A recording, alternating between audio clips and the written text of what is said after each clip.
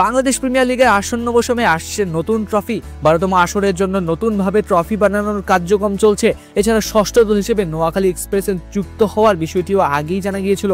এছাড়া আগে জানা গিয়েছিল বিপিএল আসন্ন আসর পরিচালনার দায়িত্ব দেওয়া হবে বিখ্যাত আইএমজি গ্রুপকে। তবে এবার বিপিএল গভর্নিং কাউন্সিল থেকে জানানো হয়েছে আসন্ন মৌসুমে আইএমজি থাকছে না, তারা কাজ করবে পরের আসর থেকে, অর্থাৎ 13তম আসর থেকে।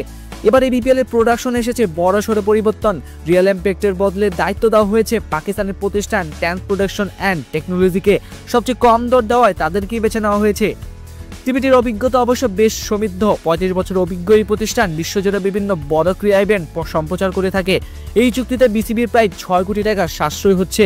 Asian cricket council, Pakistan, Afghanistan ও এমিরেটস সহ বিভিন্ন সংস্থার সঙ্গেও নিয়মিত কাজ করে তারা। Franchise tournament PSL, T ten, WCL, IL, টি20 সহ বেশ কয়েকটি জনপ্রিয় টুর্নামেন্টের প্রোডাকশনও করে থাকে টিভিটি। এর বাইরে থাকছে বিপিএলের থিম। নতুন ফ্র্যাঞ্চাইজি নোয়াখালী এক্সপ্রেসের দায়িত্বে থাকছে দেশ ট্রাভেলস।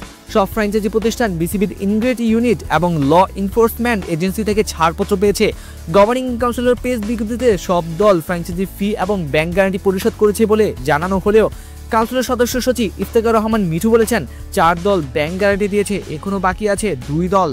নিলাম থেকে প্রতিটি দলকে সর্বনিম্ন 12 জন দেশি ক্রিকেটার নিতে হবে। নিলামের আগে সরাসরি সাইনিংয়ে 2 জন করে ক্রিকেটার দলে টেনেছে দলগুলো।